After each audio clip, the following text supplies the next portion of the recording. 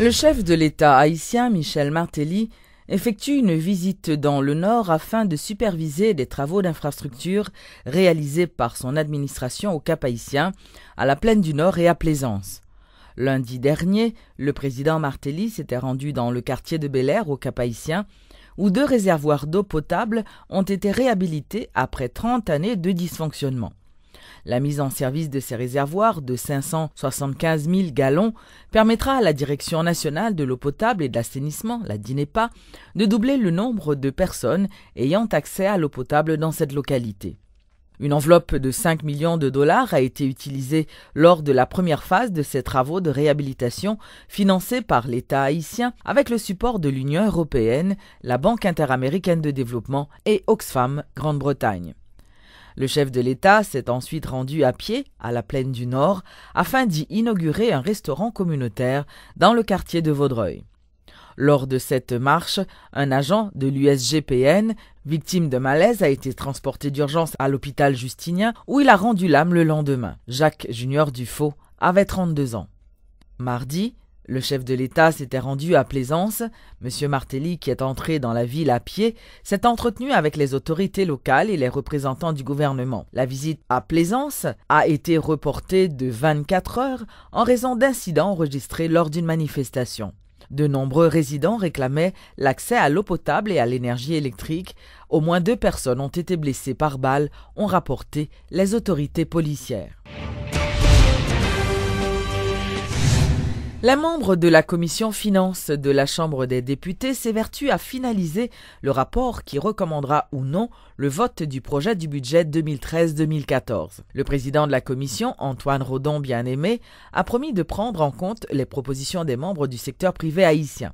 Les membres de la commission finances de la Chambre des députés ont eu une séance de travail mardi 16 juillet avec ceux du Forum économique, organisme regroupant les principales associations et entreprises privées. Le député Bien-Aimé affirme que les discussions ont été fructueuses et permettront de mieux analyser le projet de budget 2013-2014.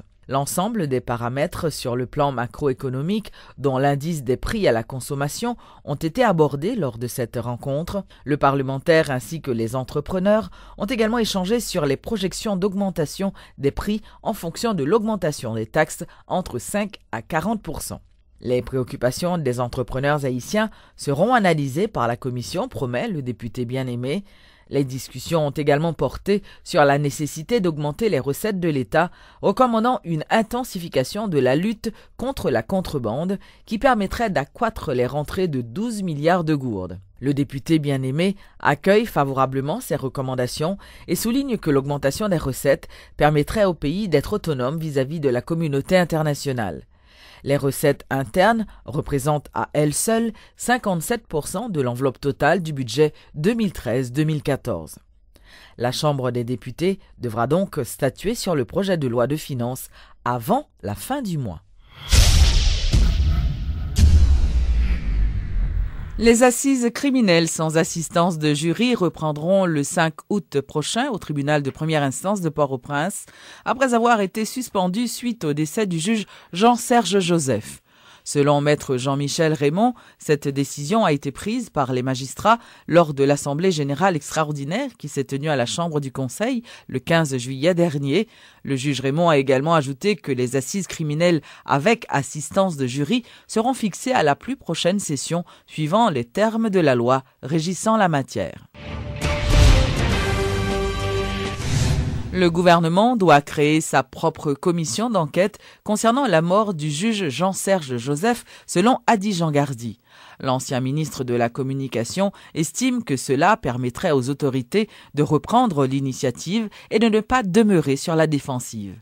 Il précise que la loi prévoit ce cas de figure. La commission d'enquête devrait partir d'abord du ministère de la Justice. Ça peut être aussi une commission d'enquête indépendante, montée et encouragée par le gouvernement, avec des juristes, des gens qui puissent présenter un rapport immédiat. C'est important. Il pourrait y avoir même 3 grandes commissions d'État d'État. Nous parlons des affaires d'État.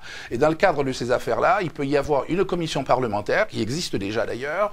Il pourrait y avoir une commission judiciaire avec la société civile, les organisations des droits humains, et aussi une commission qui viendrait directement de l'État, avec, bien entendu, quand je parle de commission judiciaire, ça pourrait être aussi avec l'appui directement du pouvoir judiciaire, et certainement, et c'est important, et aussi une commission d'État, une commission du gouvernement, une commission qui mettrait en place donc une structure avec évidemment des personnes. La loi prévoit d'ailleurs comment on monte une commission d'État, comment un gouvernement peut monter une commission. Les procédures existent, nous n'avons rien à inventer.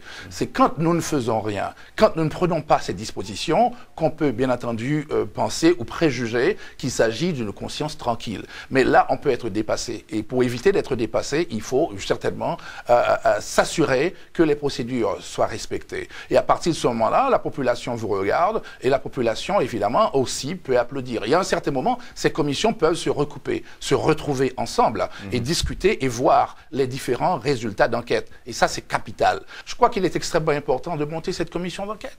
Une commission d'enquête sur l'affaire Morley Scott, par exemple, aurait permis de savoir d'abord d'où vient le mal, entre guillemets, et d'où viennent les mots. Et à partir de ce moment-là, on pourrait situer, et ceci tête frette, et on pourrait situer les véritables problèmes et trouver les solutions.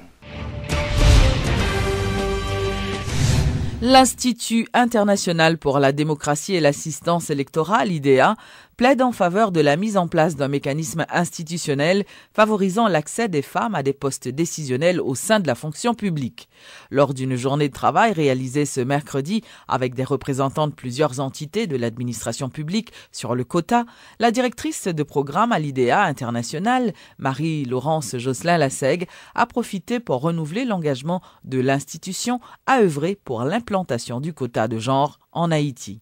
Côté que ou joignent en pile mesdames qui prennent justement avec formation, expérience sur gagner en dans fonction publique là, viennent accéder à des postes nominatifs et législatifs, mais il faut aussi au niveau de cette fonction publique, des règlements internes, il faut aussi des mécanismes qui pour permettre que mesdames yo, même gens avec messieurs yo, capables gain parce que sous garder gain en pile filles la fonction publique là. Mais quand on regarde au niveau des postes de responsabilité, plus soit monter au niveau de postes de responsabilité, plus soit après que il y en a beaucoup moins.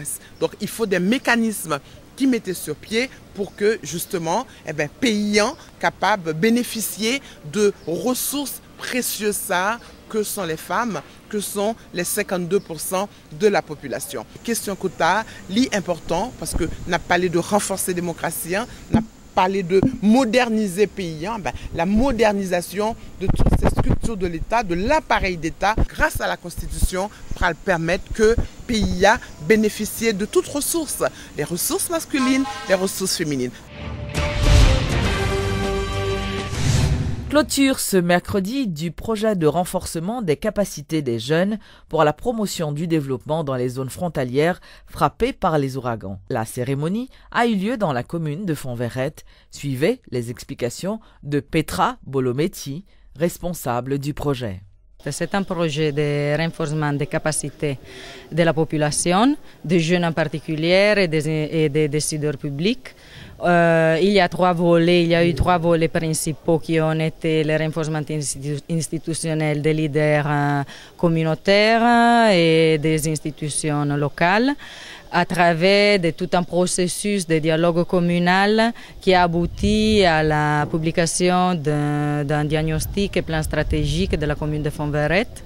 Et à tout un processus, il s'est mis dedans un processus d'échanges intercommunaux et frontaliers avec les communes voisinantes et les communes qui se trouvent à l'autre côté de la frontière. Parce qu'ici, si vous voyez là-bas, il y a la commune de Limón, qui est une commune de la République dominicaine, et toute la commune, presque la majorité de la commune de Fonverrette est frontalière avec les communes de la République dominicaine. Et ça veut dire beaucoup de choses, ça veut dire beaucoup de problématiques, ça veut dire du potentiel, mais aussi beaucoup de contraintes parce que vu la symétrie qu'il y a entre les conditions socio-institutionnelles entre les deux pays, C'est pas facile de mettre en marche. Et les jeunes de Fonds Verret, deuxième résultat, ont été renforcés dans leur capacité professionnelle, dans le sens que plus de 300 jeunes ont eu accès à des formations professionnelles dans des différentes filières. Le projet, c'est un projet d'environ 910 000 euros, le budget total, dont les 90% financés par l'Union européenne, les 10% financés par Progetto Mondomlal et Cresfed.